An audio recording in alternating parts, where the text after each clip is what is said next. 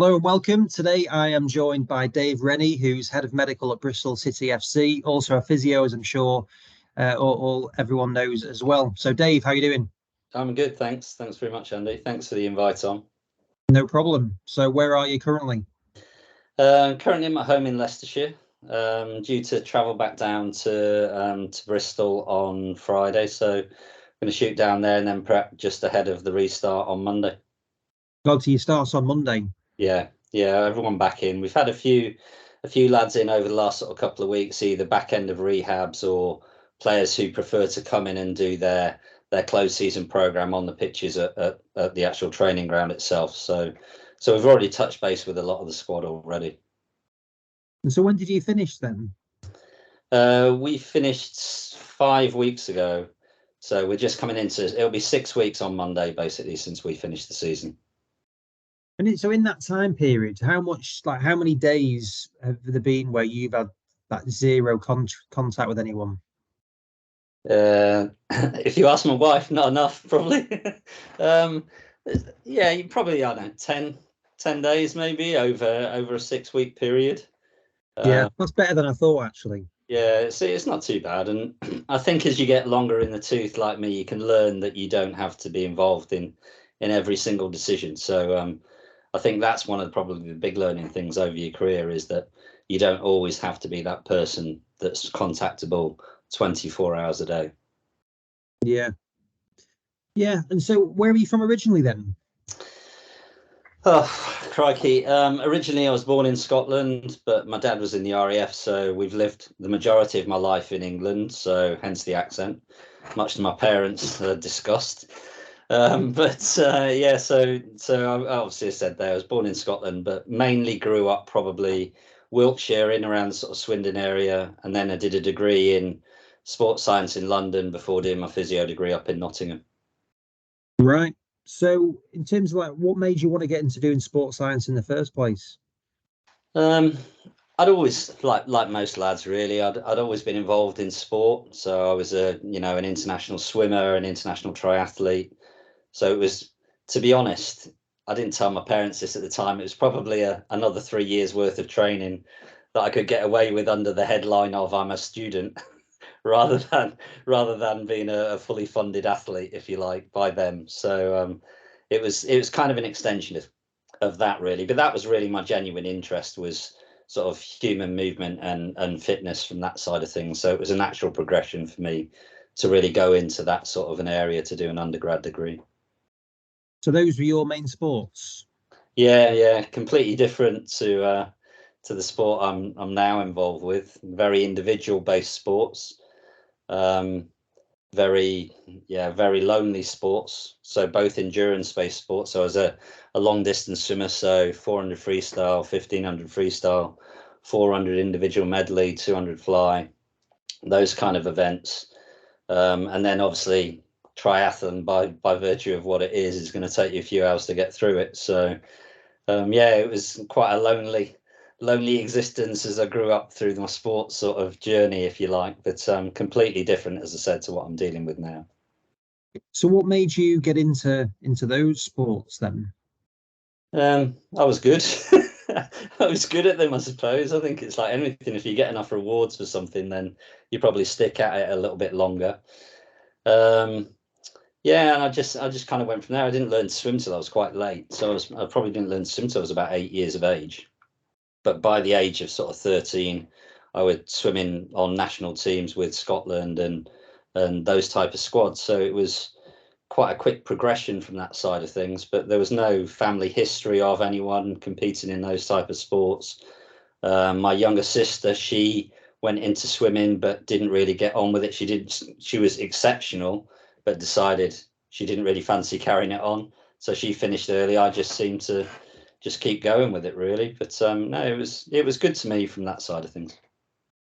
And so whilst you were at university then, was that like a genuine driver for you wanting to go and do sports science so that you could continue doing that? Or was it about learning about the body as well? I think it was a little bit of both, if I'm honest. I did, to be honest, I didn't really understand what the course actually entailed. I don't think I was kind of very, very much fly by night in those days. So it was, I kind of turned up the interview, and the guy that was interviewing me said, "When did you leave Australia?" And I thought I was in the wrong room. And I said, "I've never been to Australia." And he said, "Well, you've got a really strong Australian accent." I said, "I've got no idea. The closest I got to it is watching Neighbours." So it was kind of, that was a bit odd. So it was kind of I just fell into things really the same way I went into swimming and then into triathlon. It was just a natural sort of thing. It just kind of fell in my lap, and it was a little bit like that really when I went into football. I wasn't planning on going into this as a profession. It was just right place, right time, and given an opportunity, and kind of ran with it, so to speak.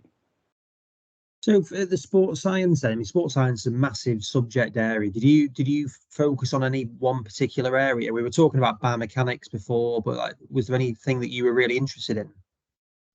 No, I was probably more of a generalist at that point. So my first degree was at the University of Surrey, and it was like a joint honours in sports science and psychology. So it was split across the two. So I ended up like finishing off with two full dissertations in different areas, but they both had obviously sport-based themes. But it was more of a general sort of approach to it. But when I finished there, honestly, Andy, I'd kind of had my fill with sport really, and decided I wasn't going to use that as a vehicle for me going forward in life. I was going to try and do something different. So I tried a little bit of time in business, and very soon realised it's pretty boring business. So, so I had an issue, as most people do before they go into physio. I had a problem with my knee, and I saw a physio who used to be the old Swindon Town physio, and he basically said I should retrain. And I kind of went, yeah, another 3 years at university. Not sure my parents are aware it. And he said, well, you've got 3 years of that, or another 40 years doing a job you're not enjoying at the moment. And I kind of thought, yeah, good point. And that kind of led me into my next sort of thing. So it was very much like that. The way I kind of grew up was I stumbled into things and then kind of ran with them for a little bit. And then my pathway sort of shifted a little bit. But the common thread was always about sort of human movement and human form, and that human locomotor system, whether it's working correctly or not working correctly. And that's kind of stood me in good stead throughout my career, really, that sort of foundation. Yeah. What was the business you were doing then? It was completely different. I worked for EMI. I worked for EMI doing a bit of personnel and a bit of working in the warehouses and things along those lines. So it was something completely different to what I'd actually been trained to do at sort of undergraduate level, if you see what I mean. So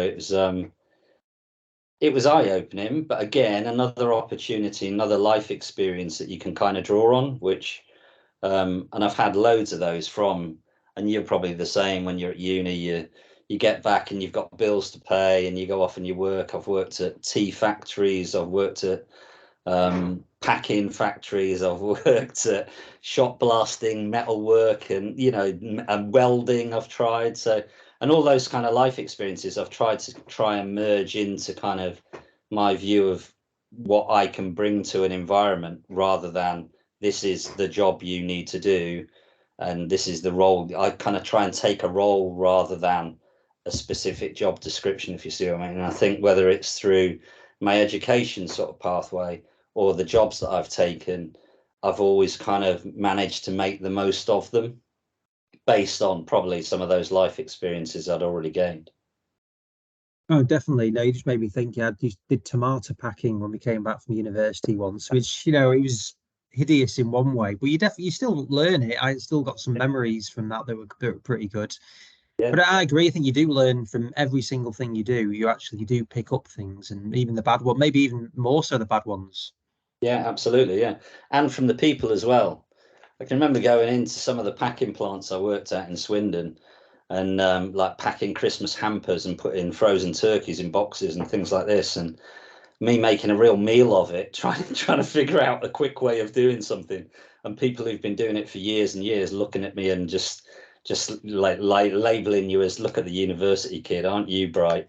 You can't even pack a box. And it was kind of a different type of intelligence and a different type of skill set that they developed themselves.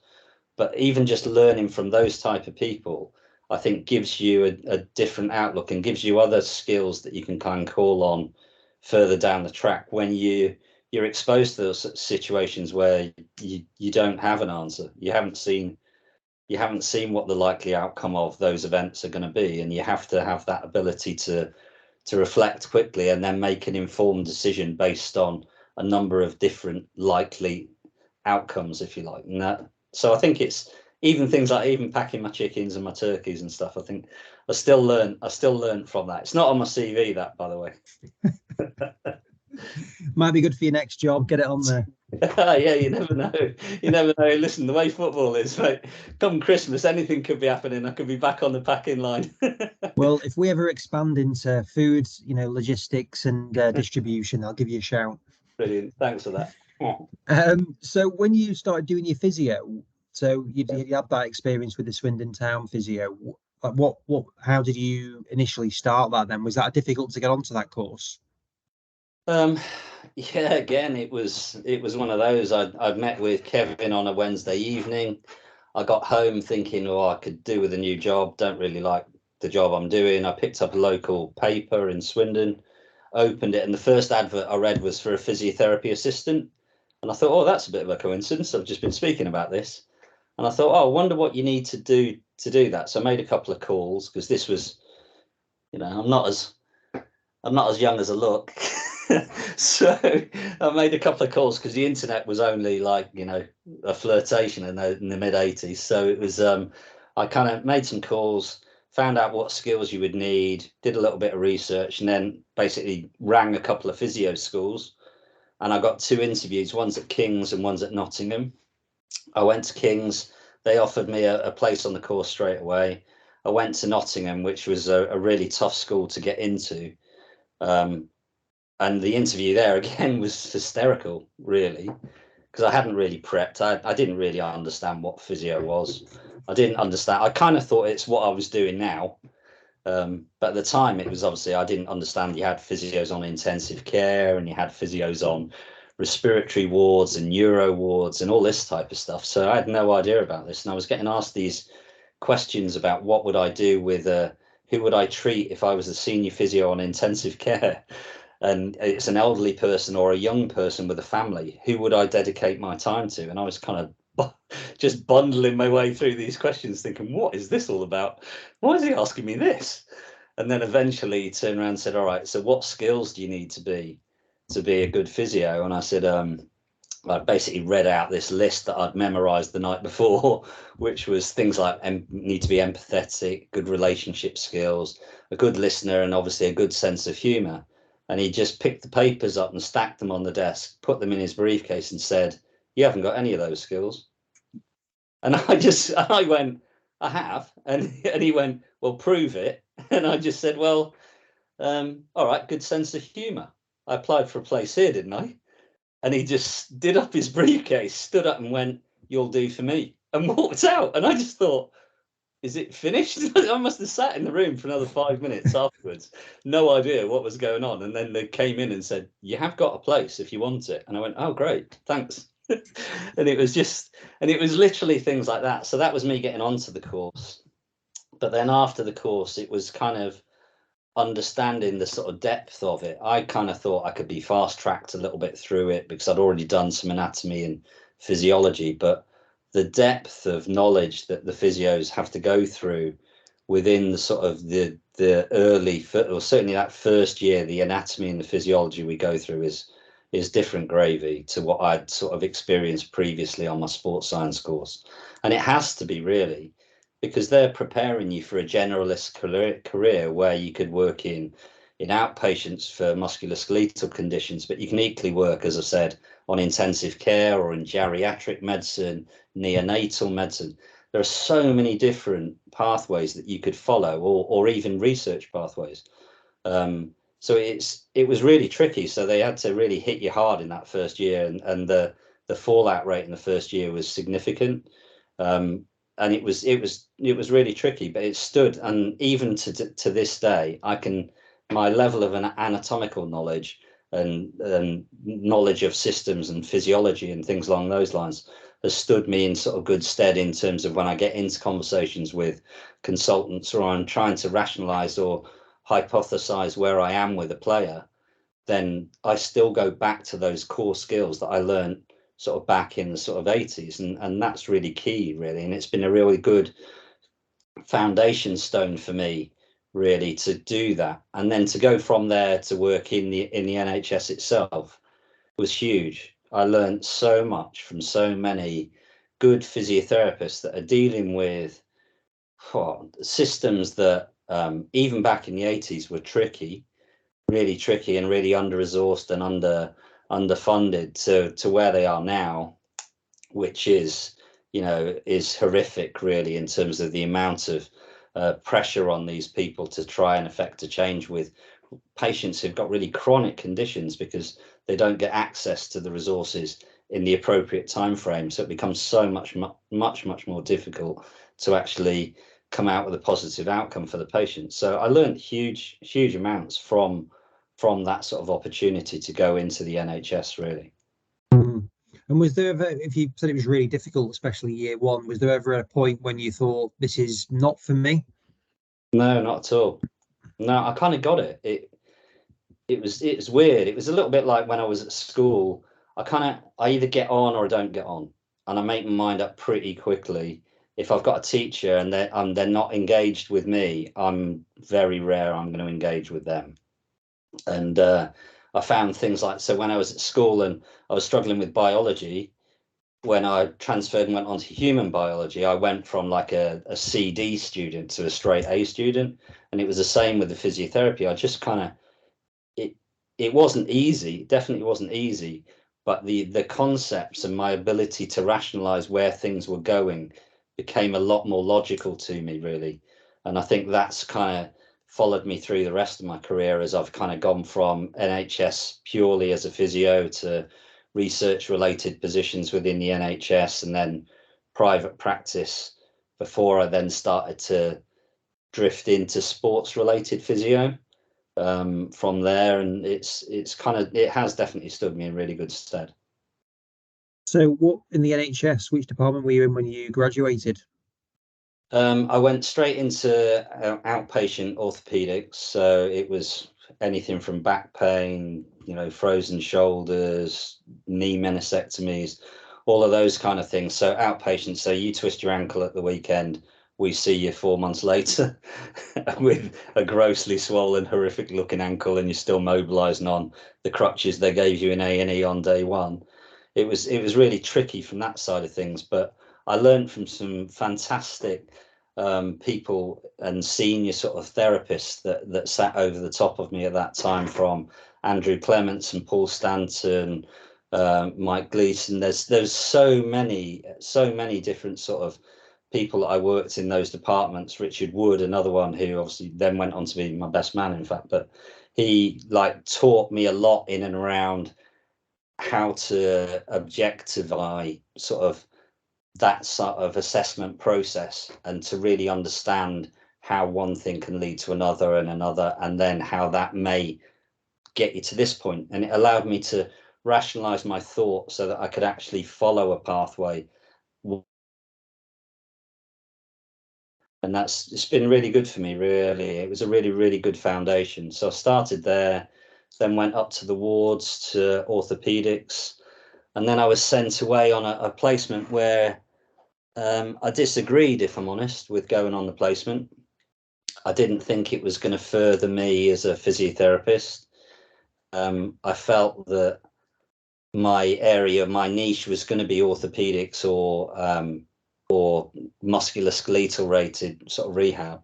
And they sent me on an adult learning disability placement for 4 months to local centres for adults with learning disabilities in the Leicester area.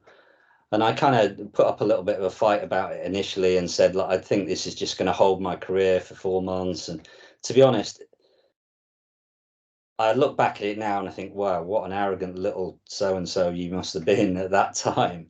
But honestly, from the first day I walked in there, the things I learned, and I had to adapt, and I had to make things work in a system where I had nothing.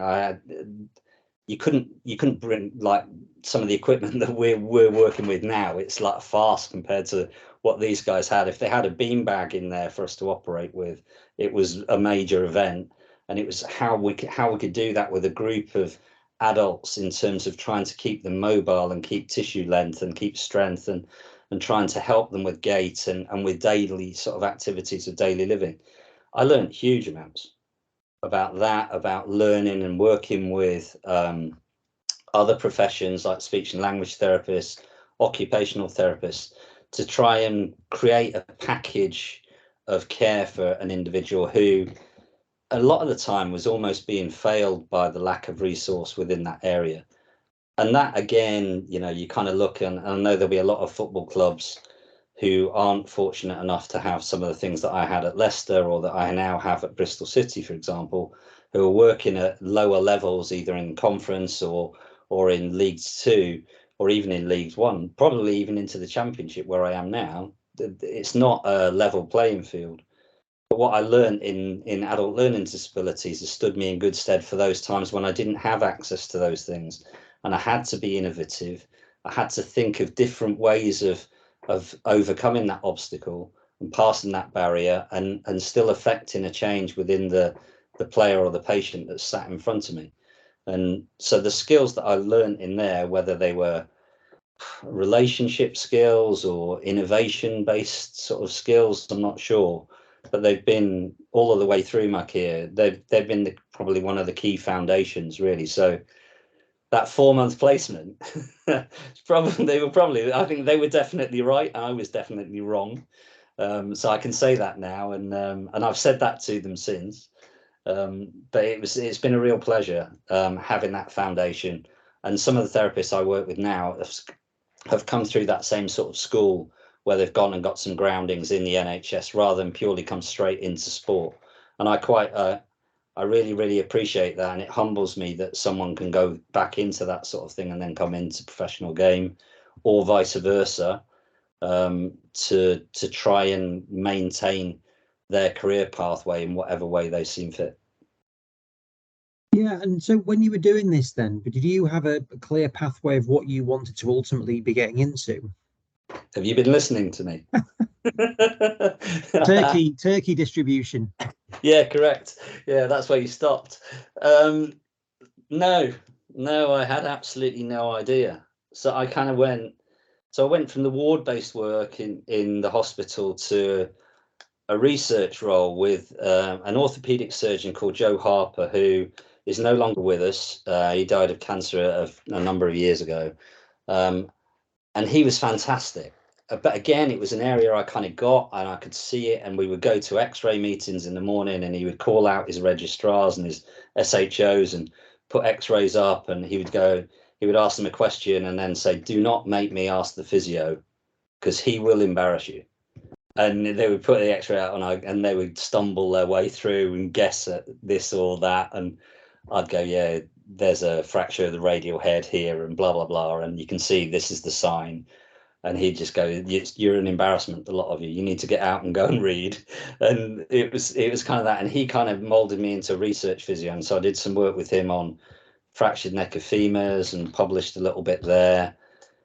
And then that kind of evolved into working more as a full-time research physio in a lab at Derby, at the Derby Gate Lab, working with children with cerebral palsy, muscular dystrophy, which again was this bridge between sports science and physiotherapy. And we're going back into movement and trying to objectify that movement and trying to find out how we can intervene with a process which, if we leave it alone, the child is going to lose their ability to walk, because there's so much spasticity within their calves that their Achilles is really, really short and they can't continue to move that way. We had to find ways around it by tracking 3D movement. And so I worked there for a little while, and then got an opportunity after that to go and work at a private clinic, but with one of the ladies who I was already working with in the Gate Lab, a lady called Fran Polak, who is one of the most intelligent physios I've ever seen. And it was really humbling to work with her, because her manner with the children and her level of experience and her patience with me as I'm trying to interpret a 3D motion analysis graph on a 2D piece of paper, and I've been staring at it for over 2 hours, and she just says, "Oh, can you just see this part?" And she did it in such a nice way, but I know for her it must have been a really painful process.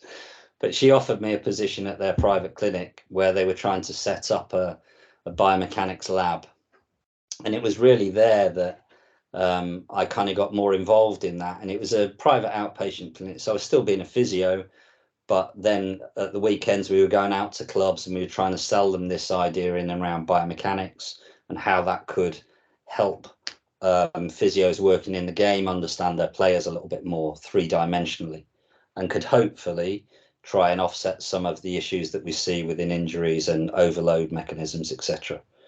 And that was how I got into Leicester. I basically went to sell them that idea, and they had a problem with the player and asked if I could look at the player, and I said, well, you'd need to clear it with my boss.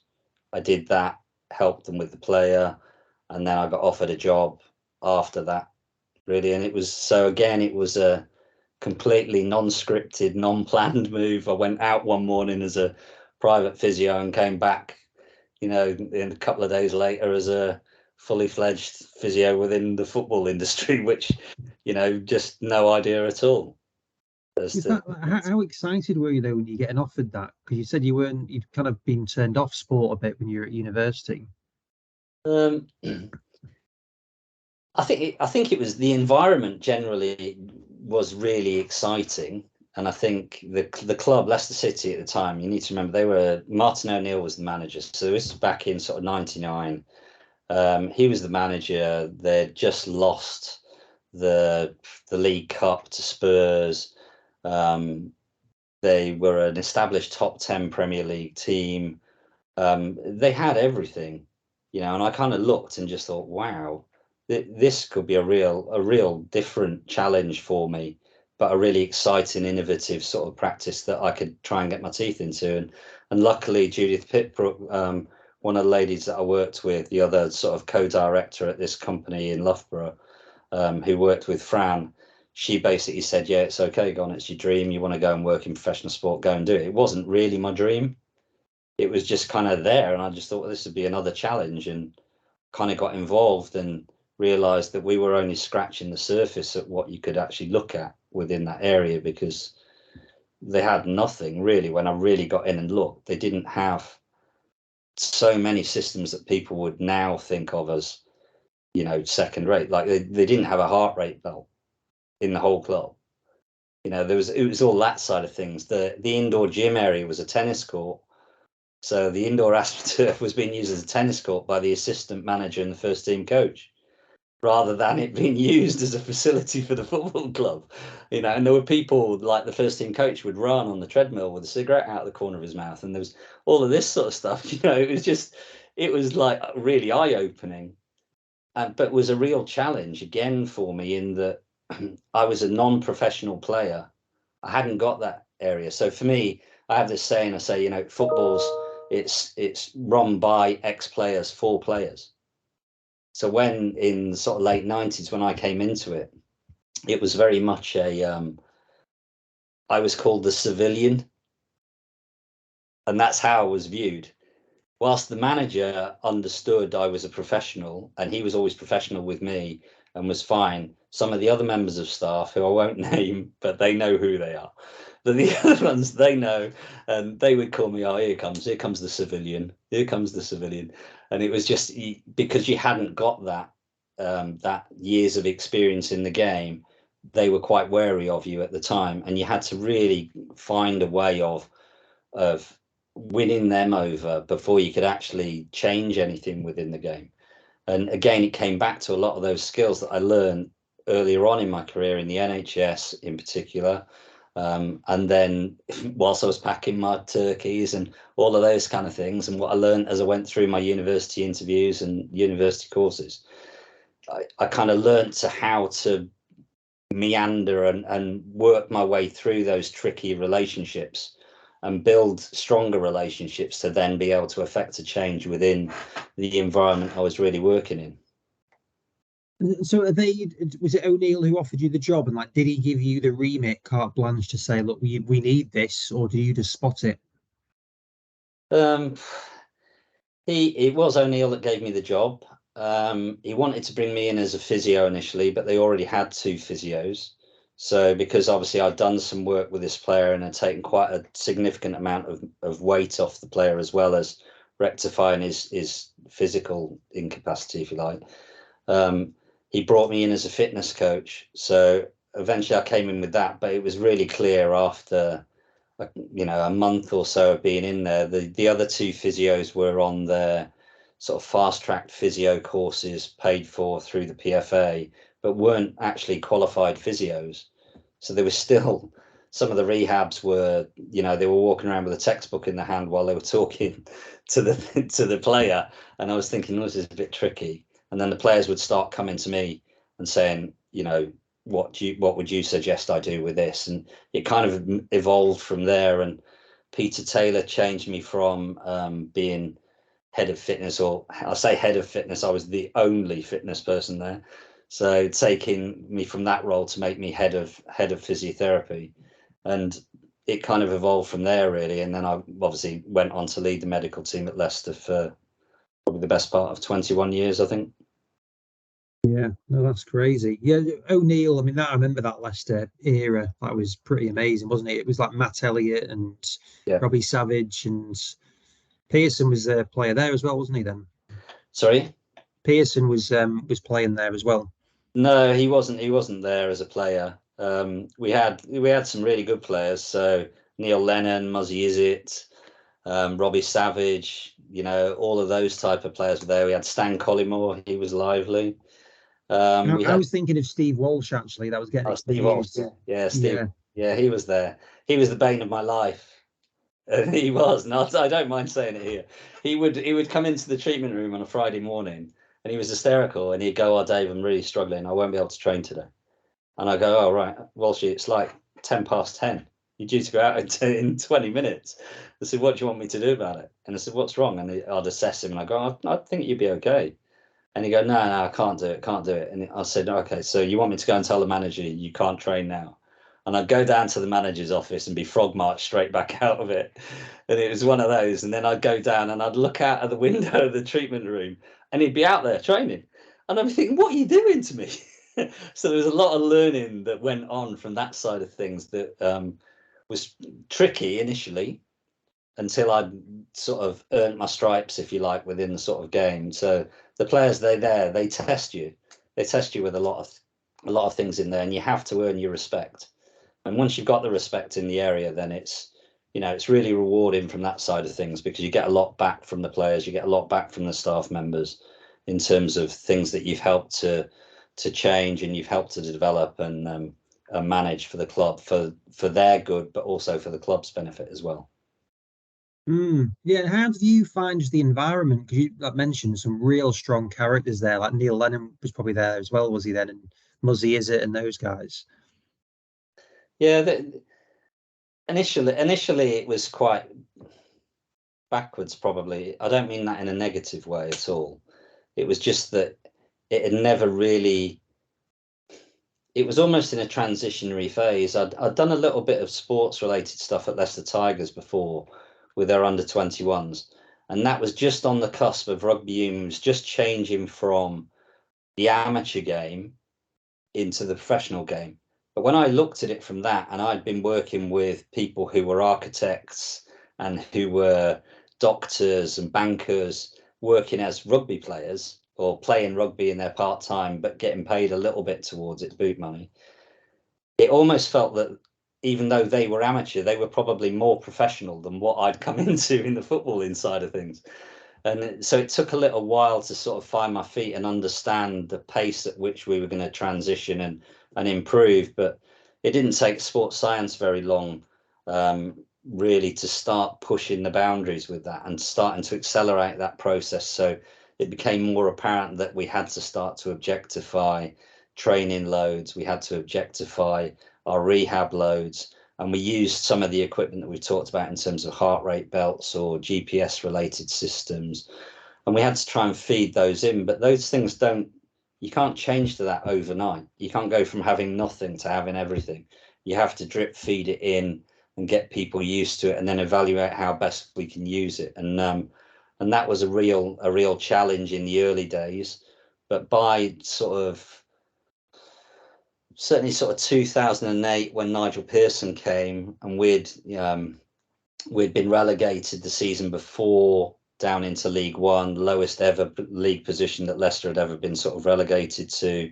He came in and basically gave us the confidence and the backing, really, to actually start to implement a number of the things that we'd always really wanted to do.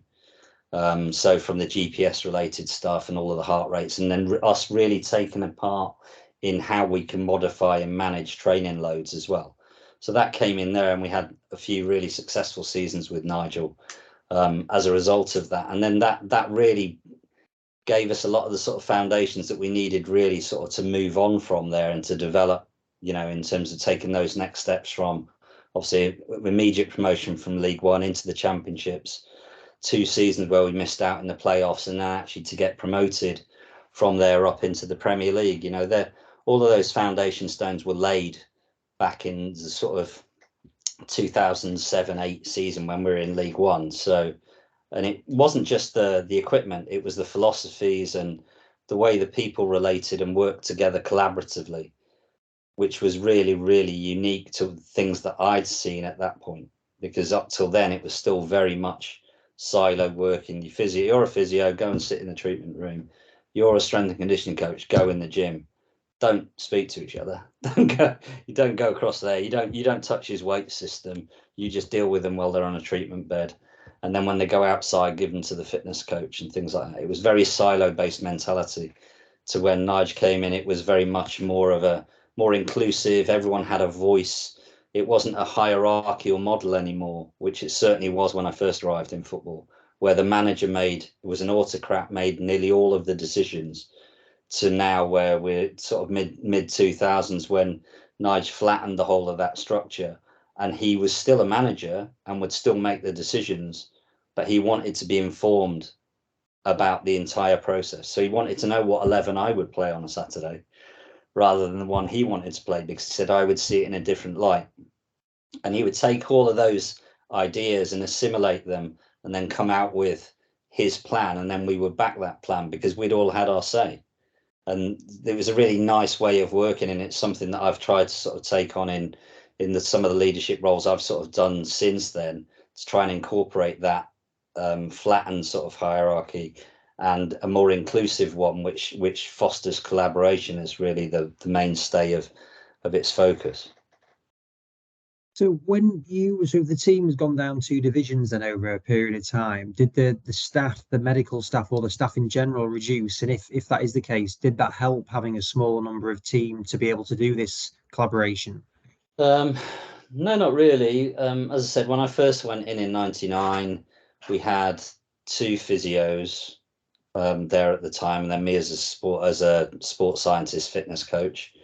And then basically over that next sort of 5 years, we probably added, I transitioned in to be a physio. One of the physios left, went to Aston Villa. So I essentially took that role. And we ended up with 3 physios sitting in the treatment room. And then we had a sports scientist and a strength and conditioning coach.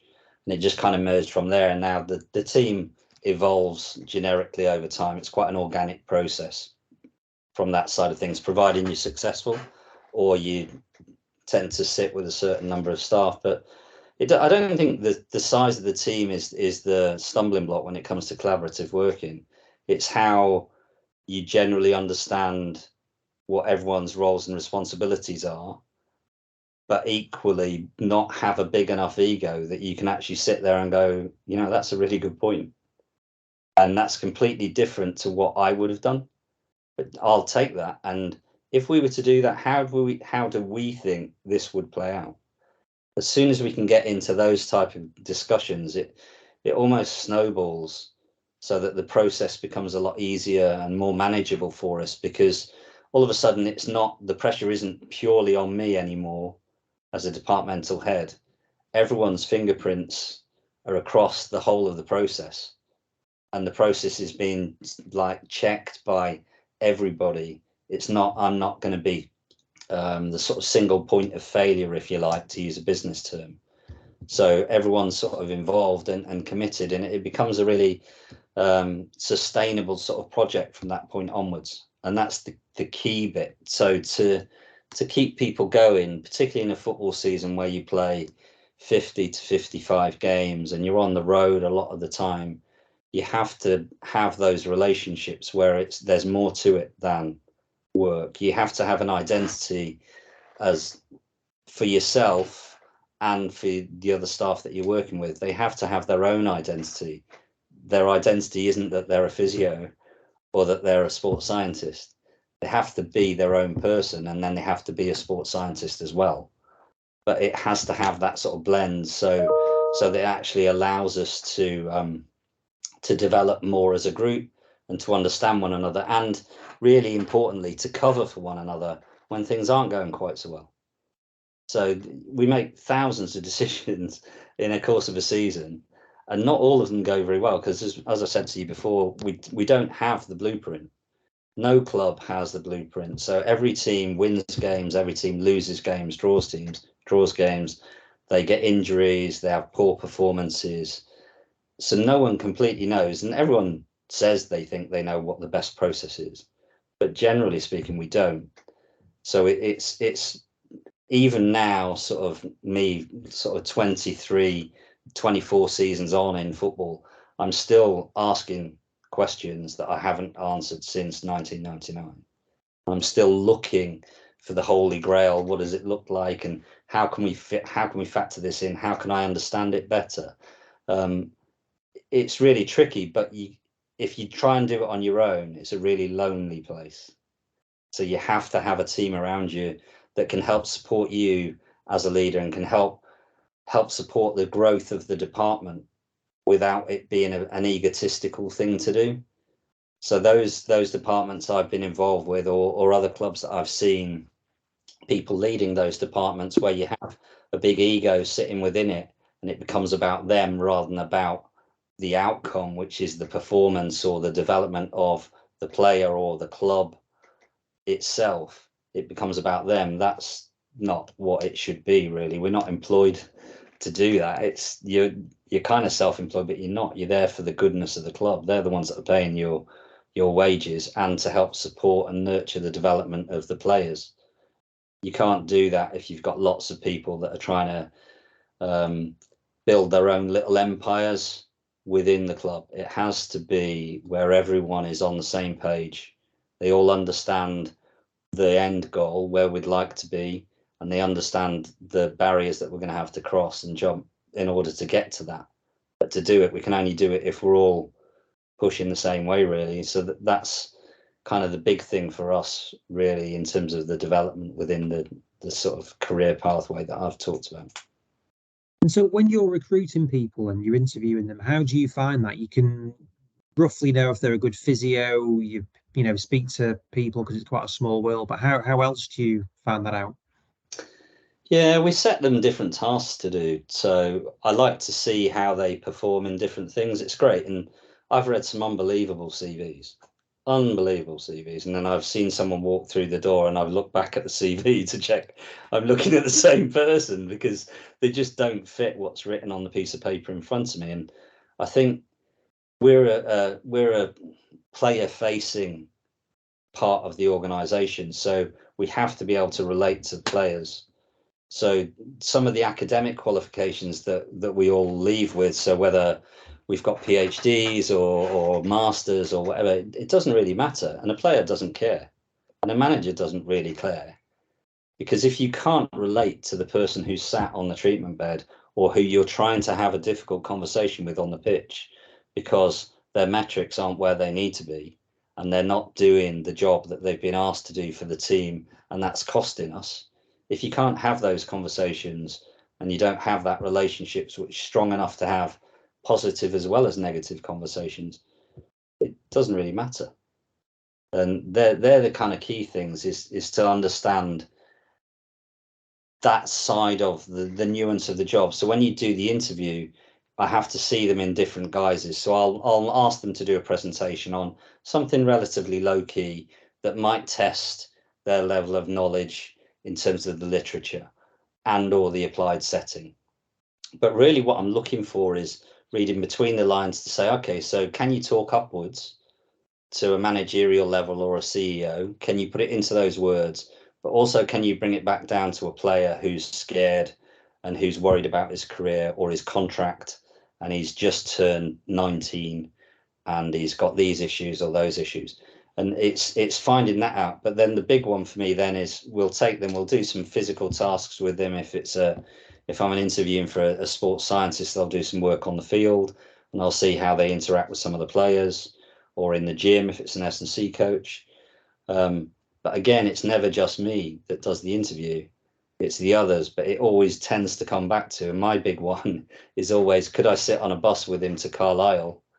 And if the answer is no, you have to be unbelievably good with the other staff to convince me that we'd be okay. Because I think if it's a true measure of, if we're on the road a lot, if you can only speak to us about sports science and about metrics, it can be a long journey. And it is about you as a person as much as anything. And if you get on well, you, as I said before, you cover for each other more, you support each other more, and you celebrate together more.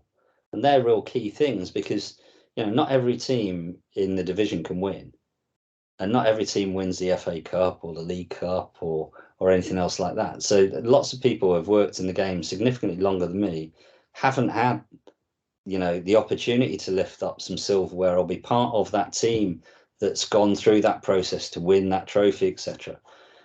It can be really, really long, a really long season and a really long career. And if you're on your own, as I said, it's really tricky. So for us, when we get to the interviews, it's always about, it tends to always be about the person at the end of the day, rather than what skills. We can always try and help upskill them. It's quite hard to give them a personality. So, it's quite tricky, from that side of things. So for us, we believe a lot in the person, which is quite hard to judge. And I think the older you get, the more interviews you see, the more objectified they become. And you have to score this for this and this for this. I still am hanging on to this. You have an eye for it in the same way the manager has an eye for a player. And whilst all the stats show and reinforce the majority of that, it doesn't always give you that extra 1 or 2% that you look and you think, okay, he could be really good for us. And yeah, he's not, we know he's not quite what we want him at the minute, but everything else fits. Let's invest in him or her and progress them through the system. I'd much rather do that than bring somebody in who's, academically really, really sound and looks very good, but simply can't have the conversation and can't follow and encourage players to do things in the appropriate way. Yeah, no, it's interesting just about that, how important the person is behind it. And then you mentioned about winning things. So before, like the title winning season, you were in a horrendous position when towards the end of the season, and it's like you went on this mental run. What was it like before going on that? Like, what was the atmosphere like then? Yeah, it was tricky. It was tricky, and you always know. Like, funny enough, I heard a podcast a day or so ago from Jordan Milson, who used to work with us at Leicester. He talks about what it's like to be sacked, and the knowledge that you're only 3 games away from being sacked. And that's probably, I kind of live with that all the way through, but you kind of forget about it after a while. Once you've been there for 21 years, you kind of forget from that side of things. But the season you were talking about there, they call it the Great Escape, and it was before we went on the run. I can remember Nigel Pearson came over to my home and said, "What's the matter? You're far too quiet at work." And I just said, "I know we don't often change because we believe in our processes, but I think we might need to change." And we'd been in every single game in the league, and we'd never been beaten by more than more than one goal in any of the games. So we were always there, but we never quite got across the line. It wasn't a fitness issue. I was convinced of that. We had good availability, all of those kind of things. And he just said to me, he said, "Do you believe in the process?" And I said, "Yeah, of course." Yeah, I wrote a lot of the process. I understand it. I know why I'm doing it. I've got all of the rationale. And he said, "Well, if you believe in it, it'll get us through." And then that weekend we go away to West Brom. Jamie Vardy scores a late winner, and then it just kind of rolls and it snowballs, and you win, I think, 7 out of the last 10 games to stay in the league, and it's unbelievable. So you look at it from that side of things, and it comes back to that, the process and how you got to it and what you've invested in it. And it's quite easy to do that knee-jerk reaction, particularly when things aren't going particularly well, and try and change everything. But then it becomes really spurious as to what are we going to do now?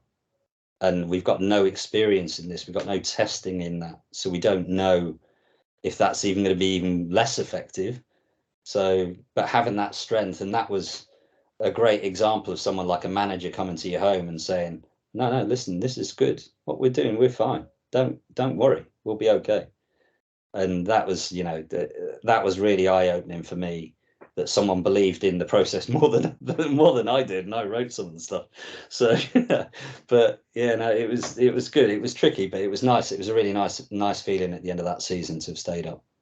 Yeah, no, I can imagine. And then pretty much, well, you obviously go on to the next season, and it just pretty much continues.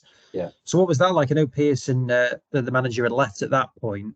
Yeah. But did you feel like there was momentum still with you then?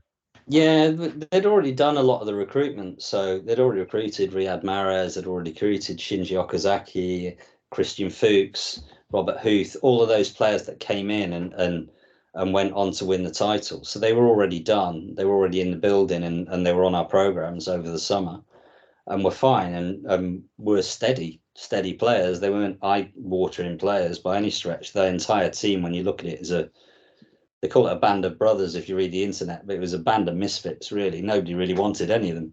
But together, they just had something.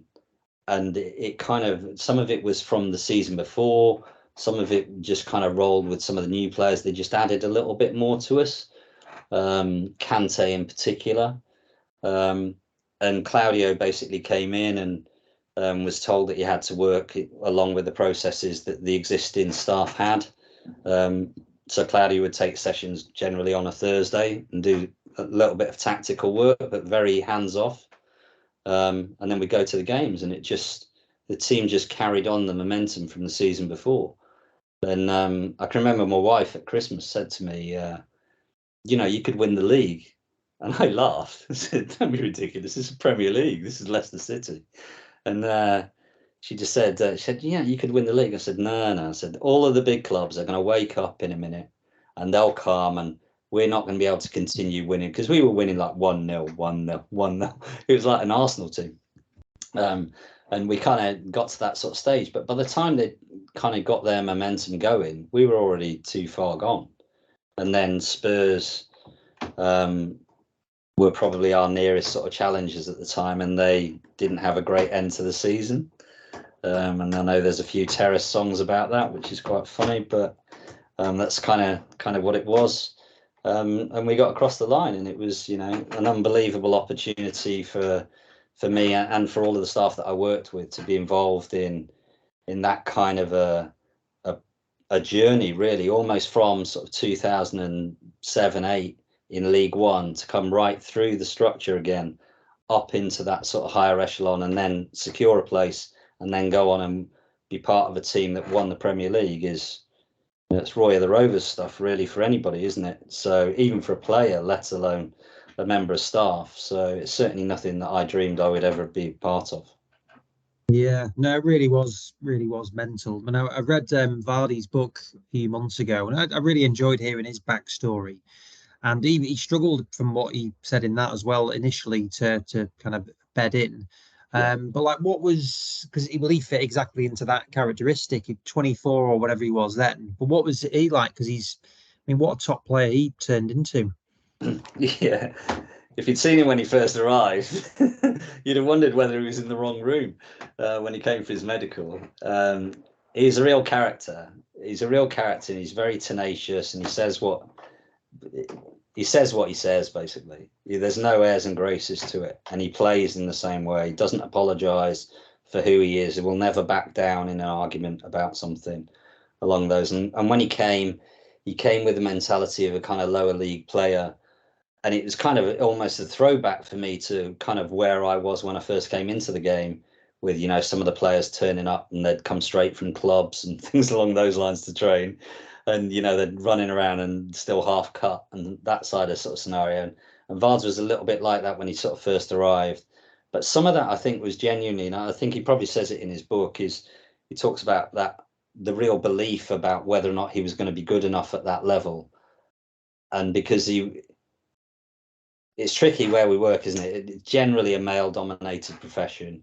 We're not very good at sharing emotions and starting to reflect on ourselves. And I think he probably at the time thought, okay, it's a bit difficult for me to actually say to someone, I'm struggling a little bit here. So I think it's a lot easier now. There's been, certainly since COVID, there's a lot more talk about mental health and a lot more support for that type of stuff. And everyone appears to be a lot more empathetic and understanding, which I think is where we need to be, particularly in football.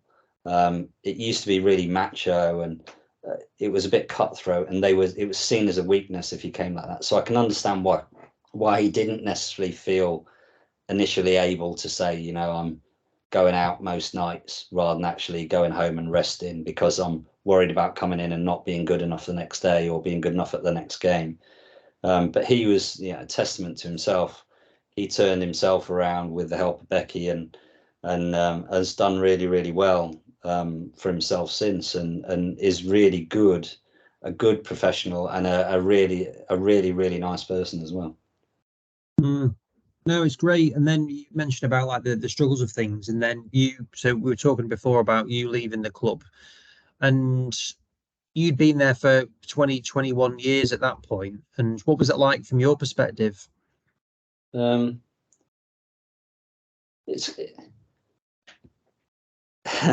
It's well, it was shocking initially because obviously you don't see it coming really. It's particularly when you've kind of ridden out. I was on my 19th manager in 21 years at Leicester. They're full-time managers. I've not counted my caretakers from that side of things. But it was my 19th manager, and I think I kind of got, certainly with the first two or three, every single time one of them lost a job, I thought, oh, I wonder if the new guy's going to bring in a physio. And then after a while, you don't become blasé about it or anything along those lines, but you just kind of think, okay, well, the club must think I'm okay at what I'm doing because they've kept the backroom team together for a number of years now, and everything was okay. And then all of a sudden it wasn't. And I took a phone call, basically, which didn't last particularly long, from the manager, who just said, I want to go a different way. I want to put a doctor in charge of the medical team rather than yourself. And that was that. So no access back into the training ground, no time to say goodbyes. And it was always kind of the thing that I'd thought might have happened earlier in my career, but didn't really expect it to happen at that sort of stage. So that was quite, it was quite upsetting. It was quite a difficult sort of time. But generally speaking, I look at it now and it's, you know, where I'm working now it's almost like been a blessing really, in terms of giving me time to actually reflect on where I've been over the 21 years and reinvigorate myself about where I'd like to go in the remainder of my career, really. And it also gave me the opportunity. So in between the two jobs, I went back in to the NHS and worked over COVID times in the NHS to try and help reintroduce some of the staff, the physios who'd been working on other areas during COVID times, back into the MSK setups within the NHS, which again was an unbelievable learning experience and unbelievably humbling to see the level of work and compassion that those people show on a daily basis to their patients. Is sometimes we forget that really in football and think of them just as players rather than patients or people. It was a real eye opener really before I restarted my journey again with Bristol City. And did you want to get back into football? Yeah, I was quite calm really. I had job offers very, very quickly after I left Leicester. I had job offers in Miami, LA, little places like that, which were nice. I chose Bristol. It was good. Yeah.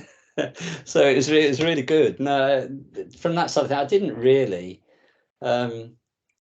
I genuinely get football. I like the environment. I like the people. I like the fact that no 2 days are the same, and you're constantly challenging. You're constantly being challenged, and so I find that quite energizing as an environment to work in. I couldn't really see myself opening my own clinic and being in one room or a gym and working one-on-one with one person, and then after half an hour bring another person in, and I couldn't really see that really floating my boat.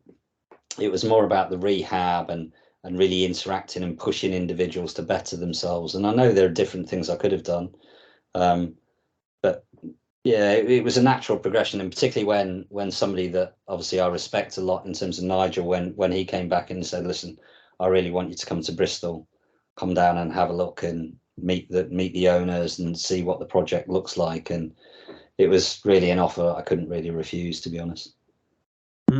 Yeah, we were saying before. I know you were saying about Miami and the other options, but Bristol is a great city, isn't it? Like, It's fantastic, yeah, absolutely.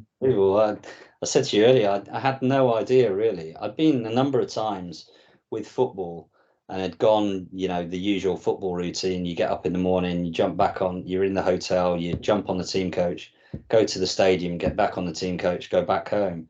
So you don't actually get the opportunity to see the city very much. And I came down with my wife here ahead of being interviewed by John Lansdowne, and it was really eye-opening. It was a fantastic weekend, really sunny weekend, and down sitting on the harbour side with a beer in my hand, I was thinking, wow, how have I never been here?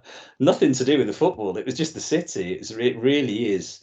There's a real energy about the place. It's quite a young, there's obviously big university, very arty area, lots of street art, and there are so many things going on that there's a real vibrancy about the place. And I mean, it's lots of history in and around it in terms of political related issues as well. So lots of outspoken people, which I quite like. I quite enjoy that type of stuff where people have debate and justify their thoughts and their feelings. And it was just a real good fit for me and for my family and things. And the project that the club basically outlined to me when I arrived it's almost like an amalgam of everything that's gone on with my career. So it's probably the first time, if you're going to ask this, it's probably the first time I've ever actually gone into it and thought, okay, yeah, now I really see how this all sort of joins up, from sports science through physio and mental health and all that side of things. I'd never really had it. I didn't have that picture. I just kind of stumbled into things. This was probably the first time I actually really looked at it.